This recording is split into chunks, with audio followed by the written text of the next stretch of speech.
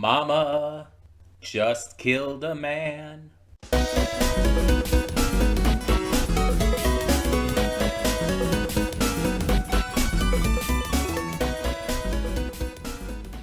Hey everyone, welcome to Princess of Gay. I'm your host Connie, and today we are here with Mama. This is our Mother's Day reaction. Happy Mother's Day to all who celebrate. To those who don't, here, have a horror movie. So yeah, that's pretty much what I know about this movie. I know its title and I know it's a horror movie. I don't know when this came out. I don't know who's in this. I don't know. I don't know what to expect. But I'm hoping that this movie ends up being pretty good. You'll know what we checked out yesterday, yesterday for you, but for me it was a couple days ago. You know, because I do pre-record these movies. But you'll have seen yesterday's reaction to Nymphomaniac, and that was like 5.5 hours long. This one's luckily like 4 hours shorter than that. I don't know what to expect. I mean, I could see a number of horror movie scenarios centering around the title Mama. It's vague enough at this point with like what horror movies have been to where that could be anything. This could be a slasher, it could be supernatural, it could be it could be body horror, it could be all of that. It could be anything, really. Horror has gotten pretty diverse, and it's just hard to say based off of such a vague, simplistic title what it means. But I'm excited. I'm excited to see what this is. This was donated for by Venom, and it was actually a movie that was specifically suggested for today, which, you know, makes sense because Mother's Day. I mean, I don't know what else to say. Like I said, I don't know what to expect, and it's just so simple that I can't make too much of a guess. But I'm interested enough to find out. So let's get into it and see what this movie has in store for us. Hold up just a sec. Before you click that link down in the description below to get to today's video, I want to remind you of all the awesome content we have both on this channel and the Princess of Gaming channel. Let's check it out.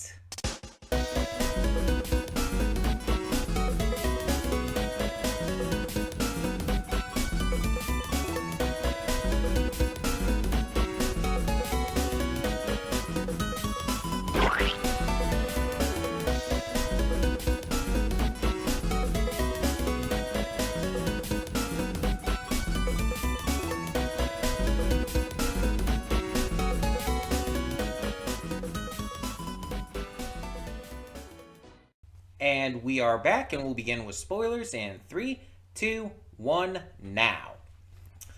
So I wanted to look this up because I definitely wanted to see what other people, I guess, thought of this.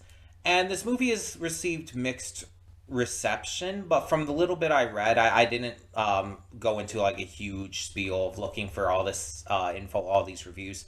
From what I read, most people have issue, I guess, with the script and the writing and stuff like that. And apparently, like, they think it, like, kind of goes into, like, not comedic moments exactly, but, like, unintentionally, like, cheesy and funny kind of situations rather than actually scary. And, like, the idea, I guess, is that people are saying, like, there's a lot of tropes that take from other horror films, which I can see, yeah, like, there's stuff that's reminiscent of, like, Ringu, and I mentioned The Grudge and whatnot. My issue with this is the effects being shit, which is wild because this is Guillermo del Toro, and Guillermo del Toro is normally phenomenal with effects. Like, that's kind of part of his thing. So the effects being so bad in this is like was shocking to me, but also the fact that that's not what people seem to like have issue with. The thing that they have issue with is something that I don't find to be a problem. The writing, the script, all of that, it's like the way it like even borrows from other horror films, it's like that's not an issue. See, the thing is, I think the problem is that people look for originality too much.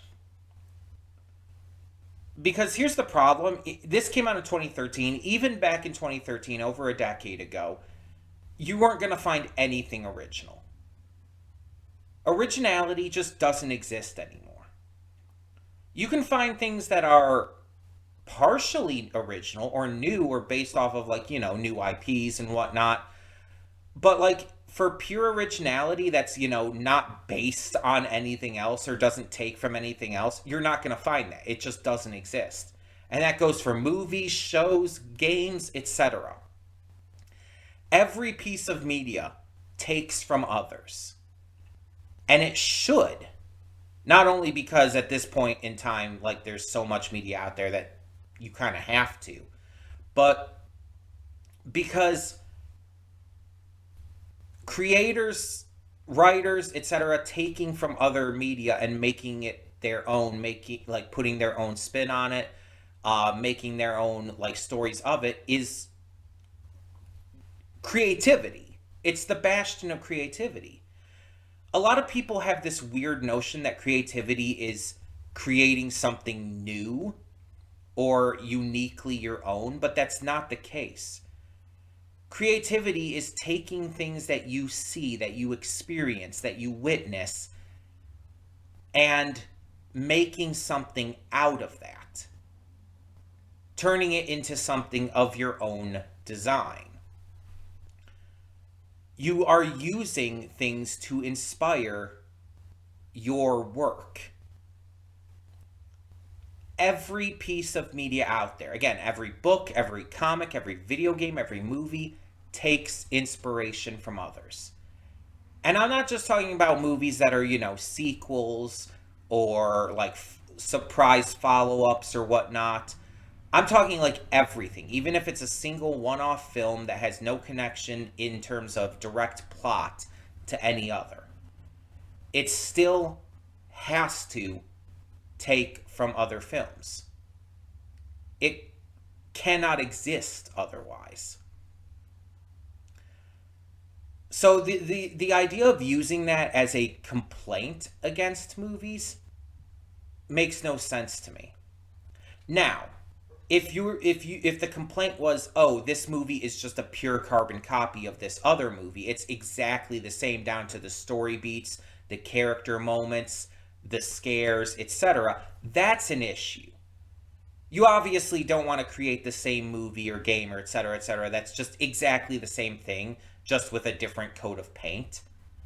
That you don't want to do, because that lacks creativity. That's just plagiarism, practically speaking. No, you want to take inspiration from to create your own work. And that's what this does. It takes inspiration. It wears its inspiration on its sleeve. It absolutely does. But the story is uniquely its own. The story is Mama. And I liked the story quite a lot, actually. Like, is it the best horror movie I've seen? Is it the best supernatural horror movie I've seen? No. Absolutely not. There's a lot of horror movies I like a lot more than this. Supernatural or otherwise. But this movie has heart to it. With great acting performances, an emotional, bittersweet ending, and just a likable situation, for lack of a better word. Or not likable. Likable is the wrong word for that. Sympathetic situation works. A situation that you can connect to and care about.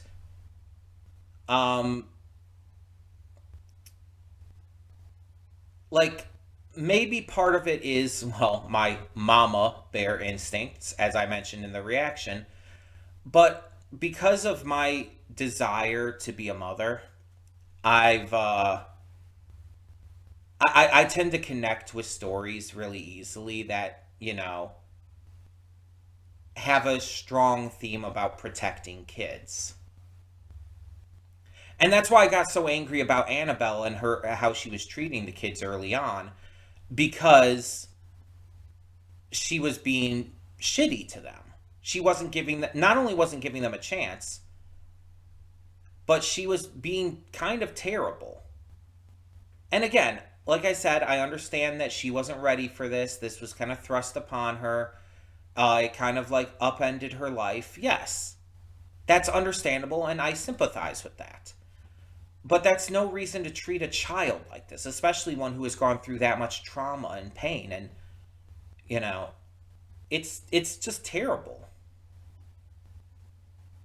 But she also grew, and I acknowledge that. And honestly, by the end, I loved her because she showed growth and showed how far she was willing to go for these girls.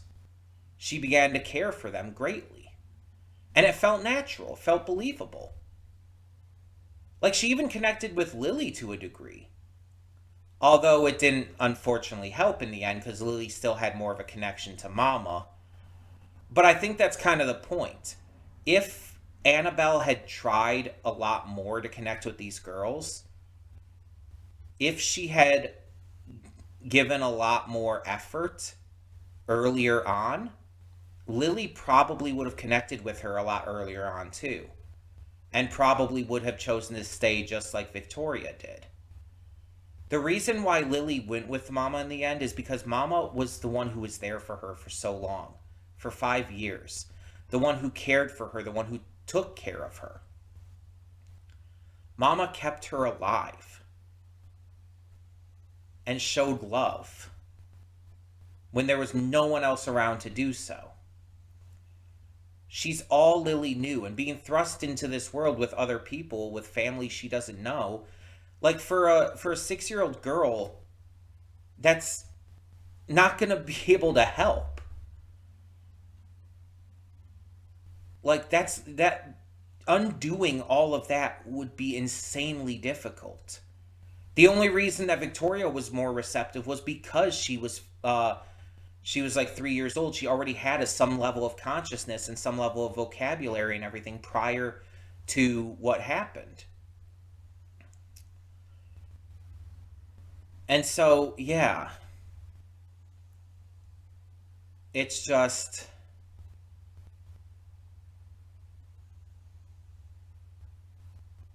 it it shows a lot of depth of character and a lot of like problems with people.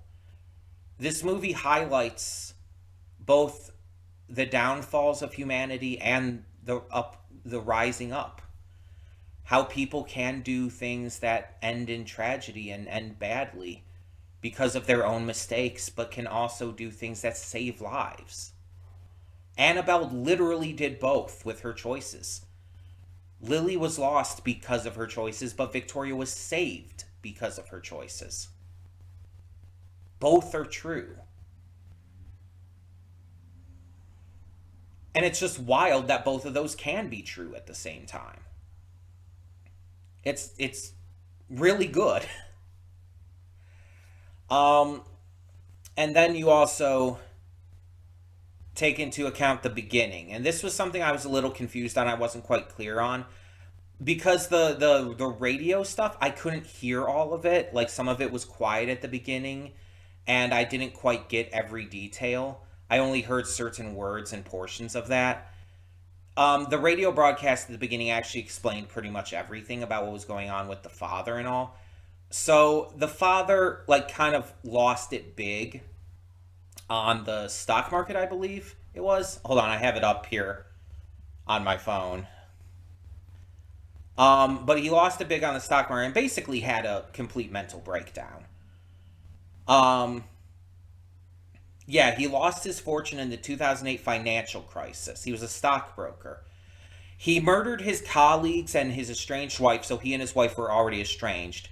He then kidnapped his young daughters, who were 3 and 1 at the time, and yeah, they got into the crash and everything, and that's why he was more aggressive towards them, because he was like, having a legitimate mental breakdown, which I kind of figured, and he was so distraught by everything, by the financial crisis and by everything else that had happened.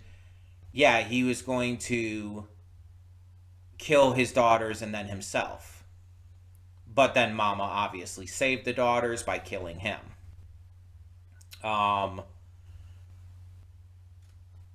Dude just had a complete fucking mental breakdown because he lost everything in one fell swoop. And the funny thing is, I've heard stories of people who just completely lost everything in the financial crisis, and it's just like, I don't know if anyone went that crazy about it, but I could imagine that really fucking with someone's mental health. And if they might have possibly had a history of like mental health issues, it could really cause problems. And it's interesting too, because that kind of connects to Mama's backstory. Being this woman who was institutionalized in the 1800s for extreme mental health issues, who escaped institutionalization, kidnapped her child from the nuns' convent where they were placed, and then jumped off a cliff with her child, killing them both on the branch that was hanging off of it. But the baby didn't fall all the way in. Only she did, and that's why she couldn't rest, because she didn't know what happened to her baby. Really fucked up backstory, but it's also a sympathetic one, especially as someone who has mental health issues. Because let's be honest, back in the 1800s and earlier, a lot of mental health issues, especially like autism, like I have, kids were being institutionalized and stuff, and people were institutionalized for having autism and stuff like that were just like, because people didn't know what it was or how to treat it or how to handle it, and so they just institutionalized. And even further back, like way back, people even thought it was like demon possession and stuff like that. Because again, no one knew what that was. It made no sense. It's because of like breakthroughs in medical science and psychological science and everything that people know what autism is nowadays. So we don't even know how actually mentally fucked up she might have been. We know she was like mentally ill to the point where she was like a little deranged, possibly, because she was willing to kill to get her baby back. We know she killed a nun. And then when like cornered on the cliff, like she would rather die with her baby. And that led to the ending scene as well too, where it's like when Mama and Lily go down and all, you see them both finding peace. Lily because she has her mama, and that's all she ever wants or needs. And Mama because she this time can pass on having a child in her arms still, knowing what happens with that child. And just like the first time, they hit the branch, but they stay together as they turn into moths, which was okay. That's very Guillermo del Toro, I feel. um, there's a tragic beauty to this film. It definitely like tackles humanity in ways, and it's not perfect. It has issues. Like, as much as I love the story and how it's tackled and paced and written, it's not perfect. It could have been done a little better, sure. I will acknowledge that. But I really enjoyed this. And yeah, maybe call me a sucker for like schmaltzy stuff. I am. call me a sucker for horror movies that delve into like emotional stories that, you know, involve kids and stuff. I'm a sucker for that shit, yes. But I just think it was really enjoyable. Again, apart from the effects, those were shit. The effects were god awful. Like, my god, I can't believe that was Guillermo del Toro. Because this movie came out after Pan's Labyrinth, right? Hold on. I mean, I know this wasn't directed by Del Toro. Maybe that's why. Because this was directed by Andy Muschietti, who directed the It Chapter 1 and It Chapter 2. So that's interesting in and of itself. As well as the Flash movie, the one from the DCEU. That's wild. And it's funny because I don't like the It remakes. I like the original, but not the remakes at all. But the effects in those were at least good. I will admit that. But yeah, I guess did Guillermo del Toro just work on the effects? Because that's wild if he, huh?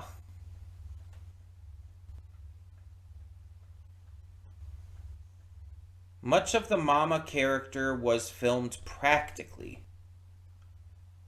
Okay, I mean, if you say so.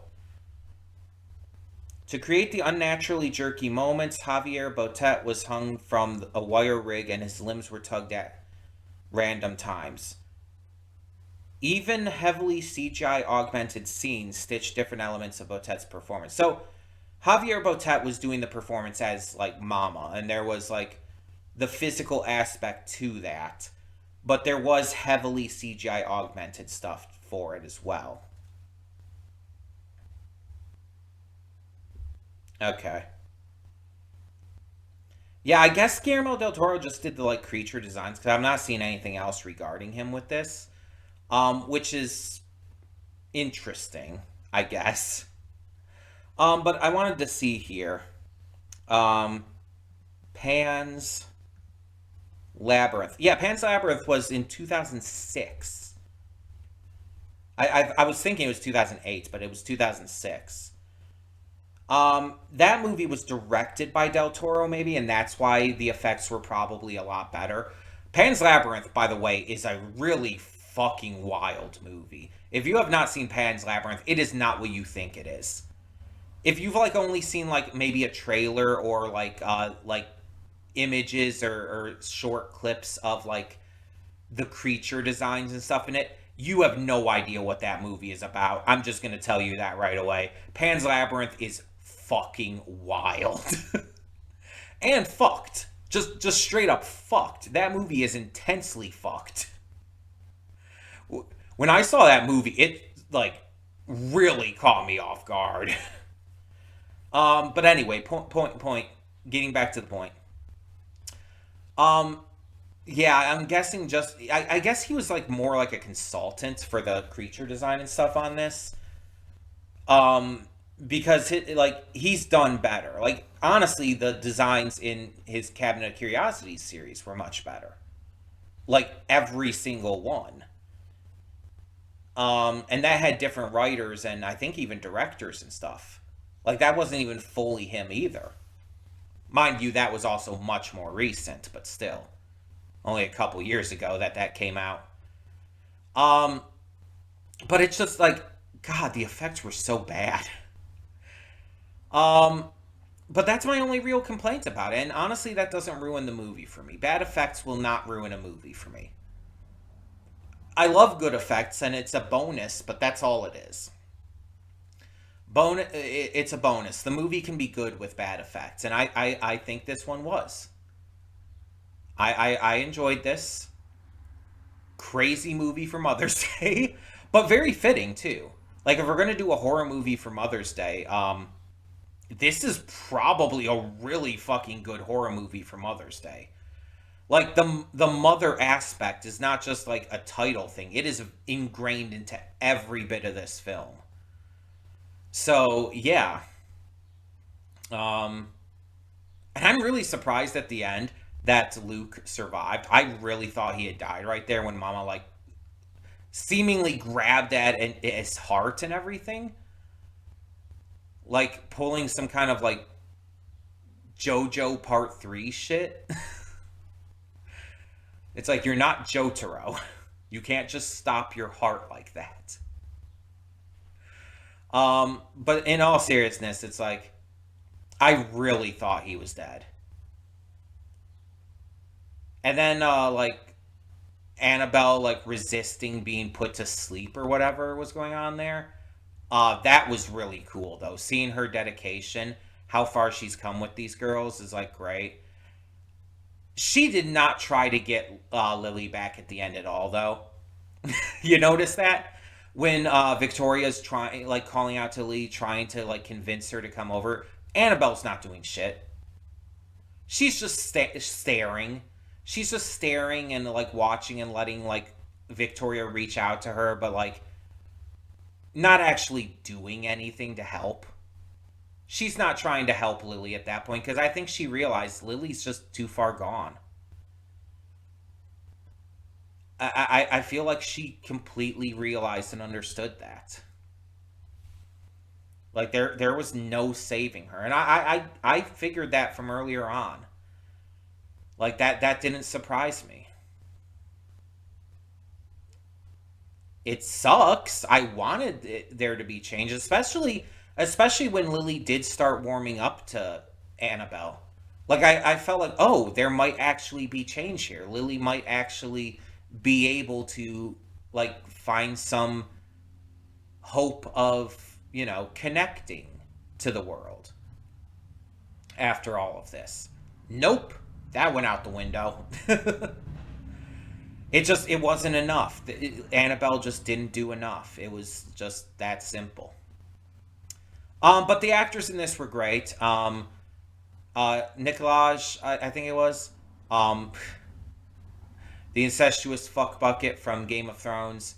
I know the actor's not the character, but it's just all I know him from outside of this.